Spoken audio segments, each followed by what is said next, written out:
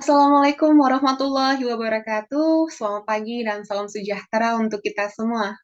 Perkenalkan, saya adalah Intan Jana Binagit SEMSI Alfa, dosen program studi manajemen Fakultas Ekonomi dan Bisnis Universitas Muhammadiyah Riau. Melalui video ini, saya akan memaparkan tentang pernyataan diri dosen dalam unjuk kerja Tridharma Perguruan Tinggi bidang pengajaran. Di sini, saya akan menjelaskan salah satu mata kuliah yang saya ampu di semester genap, yaitu Analisis Investasi dan Manajemen Portofolio yang berkode 0304635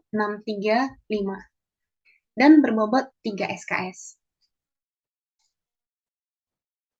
Mata kuliah Analisis Investasi dan Manajemen Portofolio merupakan mata kuliah pilihan yang diperuntukkan bagi mahasiswa semester 6 program studi manajemen bidang konsentrasi manajemen keuangan. Mata kuliah ini nantinya akan memberikan ciri khas kepada mahasiswa ataupun lulusan di mana mereka didorong untuk memiliki kemampuan spesifik dalam menganalisis, memutuskan, dan melakukan evaluasi kegiatan investasi. Mata kuliah ini juga memberikan pemahaman ataupun pengetahuan tentang aset-aset keuangan serta perdagangannya dan penentuan investasi mana yang paling menguntungkan, terutama financial asset investment.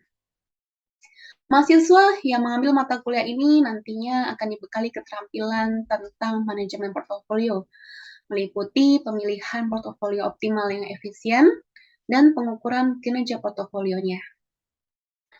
Pengajaran mata kuliah ini telah menerapkan pendekatan DIA, Delivery, Interaction, and Assessment. Komponen delivery adalah menguraikan tentang kemampuan dosen memfasilitasi materi pembelajaran dalam rangka memenuhi capaian pembelajaran mata kuliah atau CPMK yang telah ditetapkan oleh program studi. Adapun CPMK yang dibebankan pada mata kuliah ini adalah sebagai berikut. Di slide ini tercantum CPMK dari mata kuliah ini dan juga untuk mempermudah pencapaian CPMK, maka kami membaginya menjadi 13 sub CPMK. 13 sub CPMK ini nantinya akan didistribusikan ke ke-14 pertemuan perkuliahan di luar dari ujian tengah semester ataupun ujian akhir semester. Di sini juga terlihat matriks korelasi atau matriks hubungan antara sub CPMK dan CPMK. Dari ke-13 sub CPMK sebelumnya, maka diperlukan adanya organisasi materi perkuliahan yang baik. Organisasi materi perkuliahan pada mata kuliah ini disajikan pada slide berikut. Materi perkuliahan pada mata kuliah ini didukung dengan adanya modul dan juga beberapa video pembelajaran yang telah terupload di Learning Management System Sikuli atau sistem kuliah online. Sumber pemahaman terkait materi perkuliahan yang telah dipaparkan di slide sebelumnya itu dapat digali dari berbagai sumber referensi. Referensi utama pada mata kuliah ini adalah buku dari Jogyanto Hartono yang berjudul Teori Portofolio dan Analisis Investasi. Selain referensi utama ini, saya juga menyediakan pilihan untuk referensi suplemen. Dan di mata kuliah ini, saya memberikan banyak sekali referensi suplemen dalam bentuk jurnal penelitian, dengan harapan mahasiswa lebih terbiasa untuk mempersiapkan literatur tugas akhirnya, dan juga sekaligus memotivasi mahasiswa dalam penyelesaian proyek akhir dari mata kuliah ini. Komponen selanjutnya adalah komponen interaction. Komponen interaction menguraikan tentang bagaimana saya membangun interaksi di dalam pembelajaran di kelas, baik itu interaksi antara saya dengan mahasiswa ataupun interaksi antar mahasiswa. Adapun interaksi dalam proses pembelajaran menggunakan pendekatan Student Centered Learning atau SCL. SCL adalah pendekatan pembelajaran yang menempatkan mahasiswa sebagai pusat atau pelaku pembelajaran. Dan ada 4 metode SCL yang saya gunakan. Yang pertama adalah Contextual Learning, Small Group Discussion, Case Study, dan Project-Based Learning. Adapun bentuk pembelajaran dari mata kuliah ini terdiri dari dua, yaitu adalah pembelajaran sinkronus dan asinkronus. Pembelajaran sinkronus adalah pembelajaran di mana mahasiswa dan dosen berinteraksi secara langsung. Dan di sini di mata kuliah Analisis Investasi dan Manajemen Portofolio di semester genap tahun akademik 2021 dilaksanakan secara tatap maya atau daring menggunakan aplikasi Zoom Meeting. Pembelajaran yang kedua yakni adalah asinkronus. Pembelajaran asinkronus adalah bentuk pembelajaran di mana mahasiswa belajar secara mandiri. Dan pembelajaran asinkronus ini didukung oleh Learning Management System Universitas Muhammadiyah Riau yang bernama Sikuli.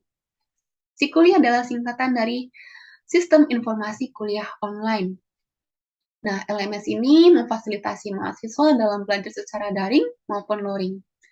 Adapun fitur yang tersedia di LMS ini adalah absensi mahasiswa, kemudian ada upload bahan ajar seperti misalkan modul, PowerPoint, jurnal referensi, ataupun video pembelajaran yang terkoneksi dengan YouTube.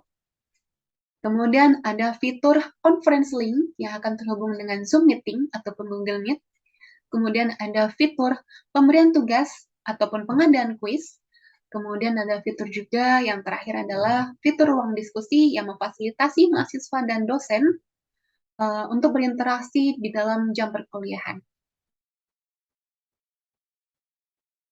Agar pembelajaran asinkronus berjalan dengan efektif dan efisien, maka penggunaan WhatsApp Group sebagai media diskusi di luar jam perkuliahan itu dianggap sangat tepat. Yang terakhir adalah komponen asesmen. Komponen asesmen adalah komponen di mana saya melakukan penilaian proses pembelajaran mahasiswa secara objektif. Pada pertemuan pertama perkuliahan, saya memaparkan kontrak perkuliahan yang berisi tata tertib mahasiswa terkait dengan perkuliahan, dan juga ada rincian tugas yang akan diberikan serta bobot penilaiannya, dan tidak lupa rubrik penilaian. Berikut adalah kriteria dan sekaligus alokasi bobot penilaian pada mata kuliah Analisis Investasi dan Manajemen Portofolio. Selain kontrak perkuliahan, saya juga memaparkan rencana pembelajaran semester atau RPS.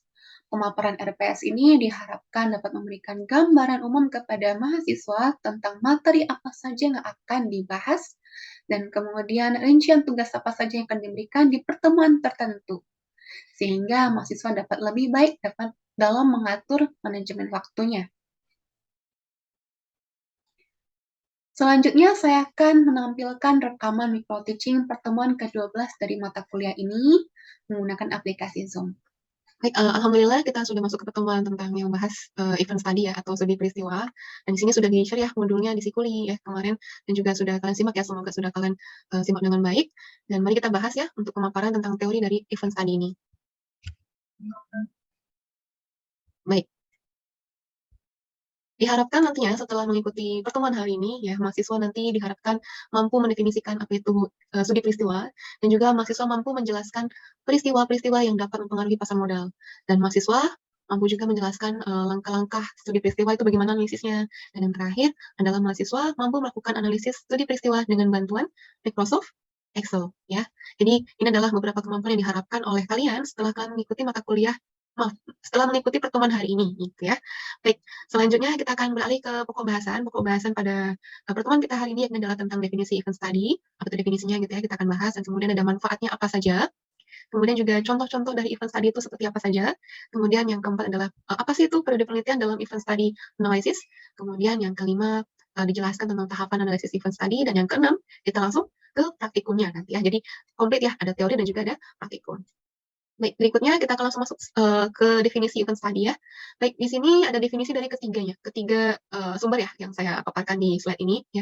Ada menurut Pak Jogianto Hartono yang menyatakan bahwa studi peristiwa itu adalah suatu studi yang mempelajari reaksi pasar modal terhadap suatu peristiwa yang informasinya dipublikasikan sebagai suatu pengumuman gitu ya.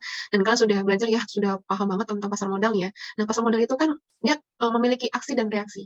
Dia akan bereaksi ketika ada suatu hal pengumuman yang sifatnya itu bisa memberikan dampak besar pada perkembangan dari industri pasar modal ini ya.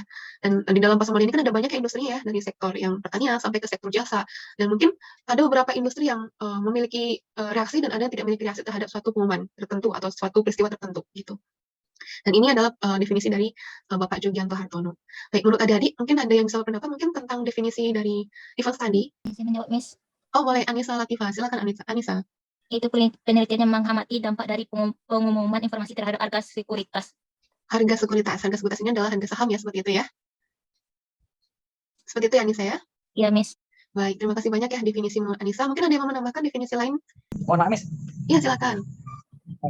Kalau menurut saya, Miss, itu perubahan harga pasar yang terjadi akibat kondisi dan keadaan pada saat ini. Pada saat tertentu. Misal, tahun kita mungkin ini masih jauh ya, masih jangka panjang. Tahun 2024 itu akan terjadinya pemilu di Indonesia. Iya. Jadi adalah pemilihan presiden. Itu pasti dengan adanya pasca pemilu, pra pemilu dan pasca pemilu itu pasti ada perubahan harga saham yang sangat berbeda atau yang sangat signifikan, terutama mungkin di bidang keuangan, misalnya di perbankan ataupun di perbankan ataupun di non perbankan gitu sih, Miss. Karena harga pasar yang berubah akibat momen yang terjadi di suatu negara gitu, Miss. Benar sekali, ya, kombinasi definisi yang bagus ya antara Anissa Latifah ya dengan Puja ya. Baik, jadi intinya adalah adanya reaksi dari harga saham dan juga ada tambah lagi ya aktivitas dari perdagangan perusahaan ya, itu salah satu lagi terhadap suatu momen ya tadi kata Puja ya yang terjadi, baik itu adalah momen yang berskala nasional, regional ataupun internasional ya atau global. Dan kita langsung masuk ke berikutnya, ini adalah manfaat dari event study analysis. Jadi event study ini sebenarnya tujuannya tuh manfaatnya ada dua ya. Jadi yang pertama adalah analisis event study ini dapat digunakan untuk menilai seberapa cepat dan tepat ya suatu pasar merespon berbagai informasi yang ada ya. Dan kemudian untuk manfaat yang kedua, analisis ini dapat digunakan untuk sumber informasi yang mana nantinya dapat digunakan untuk melihat nilai-nilai yang terkandung dari suatu berita yang diterbitkan terhadap return perusahaan. Dan mungkin ini lebih spesifiknya adalah return suatu industri gitu ya. Seperti itu. Jadi misalkan kalian melihat apakah peristiwa ini memiliki dampak terhadap sektor tertentu di pasar modal, itu akan menggunakan analisis ini. Dan analisis ini tentunya mempunyai manfaat bagi mahasiswa yang akan mengajukan tugas akhir juga ya. Jadi ini manfaat dari mempelajari ini juga jadi salah satu topik yang bisa kalian angkat. Baik, ini kemudian kita akan beralih ke apa saja peristiwa yang dapat dianalisis dengan event study. Yuk, kita breakdown ya. Mungkin ada yang kalau boleh ada yang menyebutkan lebih dari 3 deh. Izin coba menjawab, Miss. Ya, boleh Siska Putri Sumantri. Ya, kalau dari yang Miss pernah sampaikan itu ada beberapa peristiwa yang dapat dianalisis itu seperti merger atau akuisisi, ada juga perubahan nama PT atau perusahaan, ada juga terorisme, bencana alam, dan pergantian presiden seperti dicontohkan dari Pujo tadi. Baik Siska, terima kasih. Baik, kemudian mungkin yang lain ada yang menambahkan pendapat dari Siska? Yes. Seperti penelitian kelompok kami itu penerapan PSBB tahap 1 perusahaan sektor kesehatan BI, Miss. Baik, terima kasih banyak Anissa. Mungkin ada tambahan lagi Anissa? Ada tambahan lagi? Ya, baik. Mungkin boleh deh, satu lagi deh. Mungkin ada yang bisa ngasih clue yang lain tentang apa saja sih peristiwa-peristiwa yang terjadi dengan tadi. Boleh, Miss. Boleh, silakan Mbak Yola. Seperti yang kelompok kami analisis, yaitu seperti pengumuman COVID sebelum dan sesudah pengumuman COVID. Nah, itu kami 10 hari sebelum pengumuman COVID dan sesudah pengumuman COVID. Nah, kemudian di sini kami mengambil untuk sektornya itu sektor makanan dan minuman yang terdaftar di BEI. Baik, terima kasih banyak Maya, tadi Siska dan juga Anissa. Baik, kita akan breakdown lagi ya tadi ya. Jadi sebenarnya ada beberapa ya kelompok yang bisa saya kelompokkan di sini. Contoh-contoh event study yang pertama adalah peristiwa yang terkait dengan aksi korporasi. Jadi suatu perusahaan melakukan aksi apa aja, misalkan ada right issue. Apa itu right issue? Ada yang tahu? Isu terkini, Miss. Isu terkini, right issue itu terkait dengan penerbitan saham gitu. Jadi penerbitan saham, hak untuk mendapatkan hak khusus untuk penerbitan saham gitu ya. Jadi misalkan ada mau launching saham lagi, gitu, penambahan saham lagi, itu namanya adalah right issue gitu ya. Kemudian untuk stock split, ada yang tahu apa itu stock split? Stock split? Pemecahan saham, Miss. Nah, jadi pemecahan saham ya, dan lawannya adalah reverse stock ya, ini Miss tulis di sini. Baik, kemudian untuk yang aksi korporasi berikutnya adalah pembagian dividen tunai atau saham, ada merger dan akuisisi tadi kata Siska benar ya, dan juga ada perubahan nama perusahaan ataupun visi. Dan ini juga yang paling penting nih, ketika suatu perusahaan mengumumkan adanya laba gitu ya, tentu itu akan berdampak pada tadi reaksi sahamnya, saham tentu akan melonjak permintaannya gitu ya. Ini biasanya yang paling sering ya kalau misalkan Miss lihat di berita gitu ya, itu adalah pembagian dividen. Jadi ketika misalkan ada nih pembagian dividen, orang akan berbondong-bondong untuk membelinya sebelum tanggal penetapan siapa saja yang berhak menerima dividen gitu. Jadi harganya akan tinggi, peminatnya juga banyak gitu. Ini yang sering ya, hampir setiap akhir menjelang akhir triwulan ataupun di akhir tahun seperti itu. Dan kemudian untuk peristiwa berikutnya ini adalah peristiwa global ya, contoh misalnya krisis global krisis global itu mungkin semenjak Miss lahir mungkin ya, itu ada tahun moneter ya, pas 98 ya, itu Miss sudah lahir ya. Kalau kan mungkin belum lahir kali ya. Jadi tahun 98 itu mungkin Miss masih kecil gitu kan, itu lagi krisis moneter kalau namanya krisis mon. Itu kan berdampak sekali pada pasar modal dan itu udah ada pasar modal Indonesia di waktu zaman itu.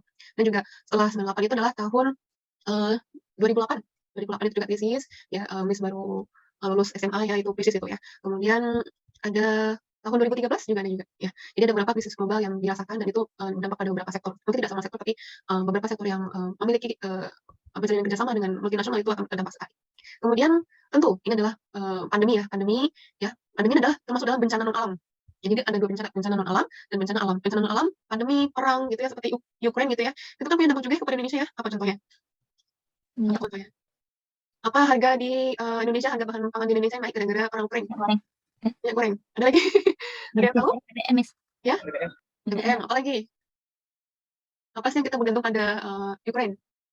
Ya, nanti saya tunggu ya jawabannya, kalau ada nanti saya kasih aja. Gandum ya. Apa? Gandum nggak salah ya? Apa Nisa, maaf?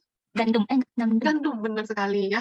Karena tepung gandum kita dasarnya banyak yang dari sana gitu ya. Jadi misalkan buat apa mie, kan kalian dengar kan ya kemarin ada mie naik gitu ya, 3 kali lipat itu isunya baru sih ya. Itu karena gandum dari sana dan kita banyak mengimpor ya. Maklum kita bukan negara subtropis ya. Baik, bencana alam global gimana? Bencana alam global contohnya tsunami, ya tsunami yang bisa mencakup banyak benua gitu ya, seperti itu. Atau mungkin seperti misalkan kekeringan yang sedang melanda Eropa, itu kan termasuk bencana alam ya, yang mungkin bisa dikatakan hampir global sih ya mungkin seperti itu. Dan kemudian juga ada kebijakan PBB dan organisasi dunia lainnya, ya seperti misalkan IMF ketika ia melakukan kebijakan hutang dan keuangan yang mungkin mencakup juga dengan sektor di Indonesia. Kemudian untuk yang event studi yang lain, contohnya adalah dari faktor nasional ataupun regional. Contoh pemerintah kita melakukan mengeluarkan kebijakan itu tentu akan berdampak pada sektor industri kita juga ya. Dan mungkin ini uniknya ya di era pemerintahan Bapak Jokowi ya, kebijakan pemerintah ini diumumkan di luar jam perdagangan. Jadi di luar jam perdagangan. Jadi misalkan diumumkan pada tengah malam seperti itu. Itu untuk menghindari tadi mungkin ada beberapa mengakibatkan reaksi yang apa namanya? Mengakibatkan reaksi yang mungkin ya huru-hara seperti itu ya, atau mungkin ada hal-hal yang bisa menjadikan suatu abnormal ya pada pergerakan sahamnya gitu. Dan juga ada terorisme. Terorisme ini alhamdulillah di Indonesia mungkin tidak di semua wilayah ya, mungkin hanya di beberapa wilayah seperti barat dan di barat dan timur gitu ya, seperti itu. Kemudian untuk berganti presiden tadi seperti yang diuraikan oleh Pujo, dan ini untuk nasional ya, baik yang bencana alam nasional ataupun bencana alam regional, dan itu juga ada yang non alam juga. Dan juga faktor makroekonomi. Faktor makroekonomi adalah contohnya inflasi gitu ya, tingkat suku bunga yang tinggi seperti itu. Oke. Itu dia untuk yang contoh-contoh event tadi, mungkin juga banyak sekali ya contoh-contoh yang misalkan analisis. Baik, berikutnya ini adalah tentang periode penelitian. Jadi di dalam analisis event tadi ini itu kita punya beberapa jendela. Jendela yang pertama adalah estimation window, yaitu adalah jendela sebelum terjadinya peristiwa, dan juga ada post event window. Ini adalah jendela di mana setelah terjadinya satu peristiwa gitu ya. Dan di sini biasanya ya untuk suatu penelitian itu ada yang menggunakan jangka waktu 3 hari sebelum, 3 hari sesudah, ada 5 hari sebelum dan 5 hari sesudah kita analisis gitu ya, perbandingkan gitu ya. Dan ada juga yang 10 hari. Dan bahkan ada juga yang bahkan sampai sebulan sebelum dan sebulan sesudah peristiwa tersebut dianalisis gitu ya. Apakah ada reaksi dan bagaimana abnormalitasnya dan bagaimana total value activity-nya gitu ya. Seperti itu. Jadi ada beberapa kekurangannya, mau panjang mau yang pendek itu ada beberapa kekurangannya. Mungkin di sini Miss berikan aja yang periode yang ideal. Periode ideal adalah yakni adalah 10 hari sebelum dan 10 hari sesudah. Karena jika semakin panjang periodenya itu nanti akan takutnya ada event pengganggu. Yang mungkin dalam satu bulan mungkin ada beberapa event kali ya. Nah, mungkin kalian yang fokus ke satu event tapi ada event lain yang mungkin bisa mengganggu gitu ya. Baik, selanjutnya ini ada pertanyaan mungkin terkait dengan periode penelitian? Belum, Miss. Iya, silakan. Oh, tidak ada? Tidak, Miss. Baik. Baik, itu ada salin lewat bentar ya. Saya skip dulu.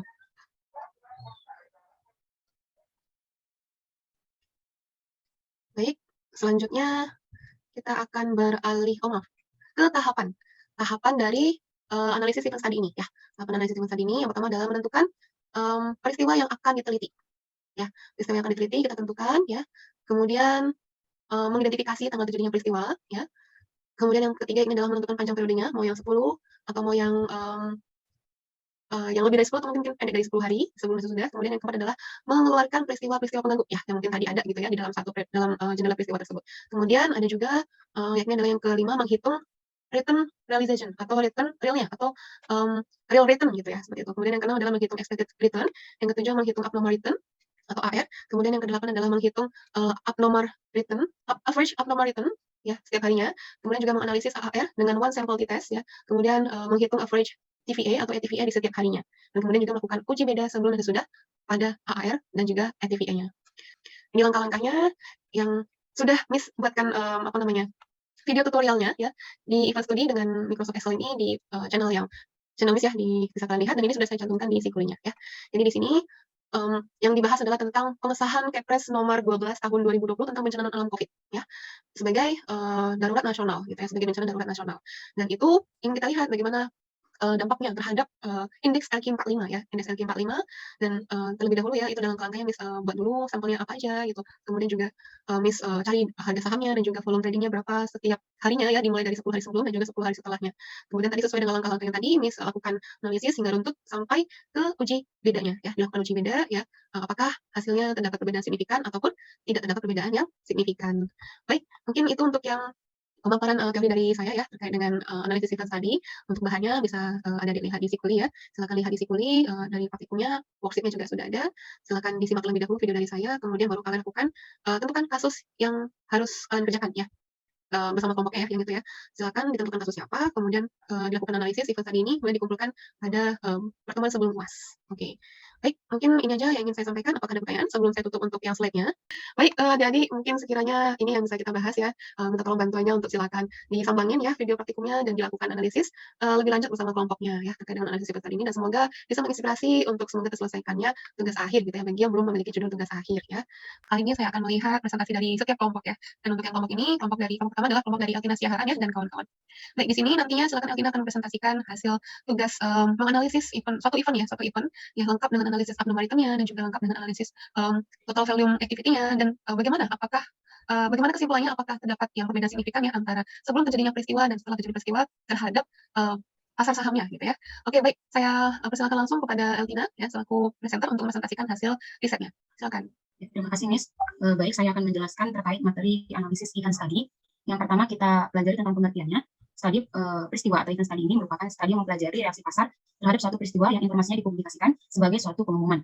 Nah, event study dapat digunakan untuk menguji kandungan informasi dari suatu pengumuman dan dapat juga digunakan untuk menguji efisiensi pasar bentuk setengah kuat. Bursa saham di suatu negara umumnya sensitif terhadap berbagai peristiwa di sekitarnya. Sangat menarik untuk melakukan penelitian mengenai reaksi pasar modal terhadap peristiwa yang diakibatkan oleh faktor non-ekonomi dan ekonomi di Indonesia. Nah, event study ini banyak beberapa contoh yang bisa dianggap menjadi peristiwa yang bisa kita lakukan analisis event study ini, bisa baik dari non-ekonomi dan juga ekonomi. Kalau non-ekonomi contohnya itu seperti bencana alam, sedangkan ekonomi kita bisa ambil bisa dari perusahaan itu sendiri seperti merger atau akuisisi. Berikutnya, salah satu event study atau peristiwa pengumuman yang diambil adalah Peraturan Menteri Perdagangan nomor 22 tahun 2022, tepatnya pada tanggal 28 April 2022, yaitu keluarnya larangan ekspor minyak sawit atau crude palm oil CPO. Jadi waktu itu perusahaan-perusahaan produsen minyak sawit ini dilarang pemerintah untuk melakukan ekspor ke luar negeri. Nah, tentu ini bisa diduga bisa berpengaruh atau tidak berpengaruh terhadap harga saham emiten-emiten yang bergerak di bidang perdagangan minyak sawit. Karena itu, jadi kita akan melakukan analisis terkait harga saham H-10 sebelum tanggal 8 dan H+10 setelah tanggal 28 April 2022. Jadi langkah yang pertama yang kita ambil adalah kita menentukan data emiten sampel penelitian dari Bursa Efek Indonesia. Sesuai yang ada di layar, terdapat 23 sampel emiten penelitian kita yang bergerak di bidang perdagangan ekspor minyak sawit. Kemudian kita akan mengambil data dari emiten tersebut. Kita ambil data harga saham close dan volumenya dari tanggal 12 April sampai 23 Mei 2022. Di sini sesuai yang saya sampaikan tadi yaitu H-10 tanggal 28 dan H+10 tanggal 28. Di sini ada perbedaan jarak tanggal H+10 setelah tanggal 8 karena itu bertepatan dengan hari Idul Fitri. Jadi tidak ada data di Bursa Efek Indonesia sehingga diambil H+10-nya di tanggal 9 Mei sampai 23 Mei. Yang ini adalah harga close, harga saham, dan ini adalah volumenya sesuai yang ada di layar teman-teman sekalian. Berikutnya setelah kita mendapatkan harga dan volume tadi, kita akan mencari return, yaitu dengan rumus harga sekarang dikurangi harga sebelumnya dibagi harga sebelumnya. Salah ketik, maaf ya. Dibagi harga sebelumnya. Jadi itu contohnya harga sekarang, harga misalnya 20 Mei, kita ambil tanggal 20 Mei dikurangi harga sebelumnya yaitu 19 Mei, kita bagi dengan harga sebelumnya 19 Mei. Kemudian kita mencari abnormal return-nya, yaitu dengan rumus return realisasi sekuritas I pada periode peristiwa T dikurangi dengan return ekspektasi sekuritas I pada periode peristiwa T. Kemudian kita lanjut melakukan uji AR. Dari data yang kita peroleh tadi, kita akan mengurutkan data tersebut dari oldest to newest, jadi dari H-10 berurutan sampai ke H+10. Kemudian kita lihat di paling bawah yang warna kuning, kita mencari nilai min, max-nya, average, dan standar deviasinya.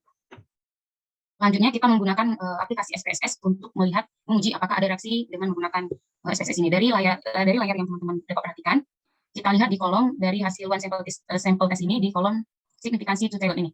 Jika nilai sigmanya di bawah 5% atau 0,5, maka itu menunjukkan ada reaksi pasar. Sedangkan jika nilai signifikansinya di atas 5% atau 0,05, maka menunjukkan tidak ada reaksi pasar. Dari kolom signifikansi ini, teman-teman kita coba pelajari ya, yang mana di bawah 5% dan di atas yang 5%. Boleh dari Siska dulu. Yang ada reaksi aja Siska, bebas berarti H-nya. Amin atau H+-nya yang ada reaksi, atau yang ada reaksi aja dulu. Berarti yang di bawah 5%. Yang ada reaksi itu di H-2 dengan nilai 0,019 itu di bawah 0,05. Juga ada di H+1, ada juga di H+3, dan ada H+7, di H+9 juga menunjukkan itu sigmanya di bawah 0,05. Terima kasih ya Siska. Baik, terima kasih. Bagus ya Siska ya. Silakan Eltina. Baik, seperti disampaikan Siska tadi, ada beberapa hari yang di bawah 5% dan juga ada yang di atas 5% menunjukkan tidak ada reaksi pasar. Selanjutnya, kita masuk ke one sample Kolmogorov Smirnov test. Nah, di sini kita perhatikan di baris paling bawah, yaitu hasil dari signifikansi totalnya di sebelum dan sesudah pengesahan Peraturan Menteri Perdagangan ini. Jadi kita lihat di signifikansi totalnya, sebelum itu nilai signifikansinya 0,528 dan sesudah itu 0,884. Nah, boleh Bang Giovanni, kalau sebelum dan sesudah ini kira-kira di atas atau di bawah 0,5 Bang, dan kemudian data tersebut dikatakan apa, Pak?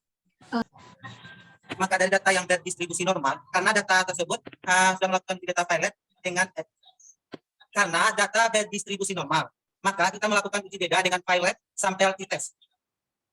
Oke, 0,528 itu kira-kira di atas atau di bawah 0,05, Bang? 0,58. 0,528 di atas atau di bawah 0,05? Di atas. Ya. Jadi kita lihat, terima kasih Bang Giovanni. Jadi berdasarkan tabel yang ada PPT yang ada di layar teman-teman sekalian, 0,528 dan 0,884 ini yaitu berada di atas 0,05 atau di atas 0%. Nah, berdasarkan karena ini di atas 0,5%, maka data ini berdistribusi normal sehingga kita melakukan uji beda dengan parasimple t-test. Berikutnya kita masuk ke parasimple t-testnya. Nah, kita lihat di paling bawah parasimple t-test didapatkan nilai signifikansi levelnya itu 0,185. Kurmila bisa? Ya, bisa, Mak. Coba bantu kasih kesimpulan dong yang parasample t-testnya. Pada parasample statistik itu untuk nilai signifikannya itu 0,185 yang artinya lebih besar daripada 0,05, maka dinyatakan tidak ada perbedaan yang signifikan. Terima kasih untuk Kurmila. Jadi sesuai yang disampaikan Kurmila tadi, untuk signifikansi 0,185 ini menunjukkan tidak adanya perbedaan signifikan karena berada di atas 0,05. Nah, kemudian kita lanjut mencari total saham beredar di masing-masing emiten yang ada. Jadi yang di layar ini mewakili dari 23 emiten tadi yang ditampilkan hanya ada 9 emiten, tapi keseluruhannya kita cari total saham beredarnya di masing-masing emitennya melalui website Bursa Efek Indonesia. Kemudian kita lanjut mencari trading volume activity-nya, yaitu volume emiten dibagi jumlah saham beredar. Jadi di sheet yang sebelumnya tadi, berapa volume emitennya kita bagi dengan jumlah saham beredar yang kita peroleh dari web Bursa Efek Indonesia. Kemudian kita menghitung average trading volume activity-nya seperti yang ada di layar. Kemudian kita urutkan data seperti uji AR tadi. Kita urutkan data dari oldest to newest, hanya 10 sampai H+10. Kemudian kita mencari min, max, average, dan standar deviation. Lanjut kita menggunakan SPSS, yaitu kita dapatkan nilai signifikansi Shusailernya sebelum dan sesudah pengesahan peraturan tersebut. Terdapat nilai signifikansi sebelumnya 0,510 dan sesudah 0,111. Nah, ini sama masih dengan uji AR tadi, yaitu nilai signifikansinya masih berada di atas 0,05, maka data berdistribusi normal, dan oleh karena itu kita melakukan uji beda dengan parasample t-test. Nah, berdasarkan hasil parasample t-testnya ini, kita dapatkan nilai signifikansi 0,96, yaitu dapat disimpulkan lebih besar dari 0,05, maka dinyatakan tidak ada perbedaan signifikan ATPA sebelum dan sesudah pengesahan Peraturan Menteri Perdagangan Nomor 22 Tahun 2022. Demikian terkait analisis event study pengumuman Peraturan Pemerintah Perdagangan Nomor 22 Tahun 2022. Kepada teman-teman yang ingin bertanya, dipersilahkan. Berdasarkan penjelasan yang tadi telah saya sampaikan, bahwa tidak ada perbedaan harga saham setelah maupun sebelum pengesahan Permendak Nomor 22 Tahun 2002, tepatnya tanggal 28 April 2022. Kenapa hal ini tidak terjadi perbedaan yang signifikan? Bisa jadi dikarenakan mengingat H+10-nya itu ialah berjarak 10 hari setelah tanggal 28 dikarenakan tanggal merah atau hari libur. Jadi memang bisa dicek itu setelah 10 harinya. Jadi diduga oleh karena itu tidak terjadi perbedaan yang signifikan terkait harga saham sebelum dan sesudah peraturan tersebut. Baik, kesimpulan yang bagus ya. Jadi ini momennya tepat dengan hari libur ya, hari libur pasar bursa. Dikeluarkanlah pengumuman itu sehingga tidak terjadi reaksi yang bisa dikatakan reaksi yang mengakibatkan dampak yang buruk ya terhadap industri tersebut gitu ya. Jadi setelah reda dampaknya baru kemudian terbuka kembali pasar modalnya tersebut ya. Untuk sektor tadi sektor perkebunan ya. Sektor perkebunan. Perdagangan. Ya, perkebunan. Sektor apa tadi? Perkebunan Chinese. Ya, perkebunan ya. Agriculture sector ya kalau nggak salah ya namanya di Bursa Efek. Baik, Altina dan kawan-kawan, terima kasih banyak atas presentasinya. Semoga harapannya dengan ini kalian bisa memahami dan bisa mempraktikkan untuk ketika ada kasus baru atau mungkin untuk tujuan yang lain, seperti misalkan untuk tujuan analisis untuk topik untuk tugas akhir. Demikian PDD UKTPT saya di bidang pengajaran. Semoga harapannya intisari dari pemaparan video ini dapat tersampaikan dengan baik dan jelas. Saya ucapkan terima kasih banyak dan mohon maaf jika ada kesalahan. Nasrun minallah wa fatun qarib. Wassalamualaikum warahmatullahi wabarakatuh.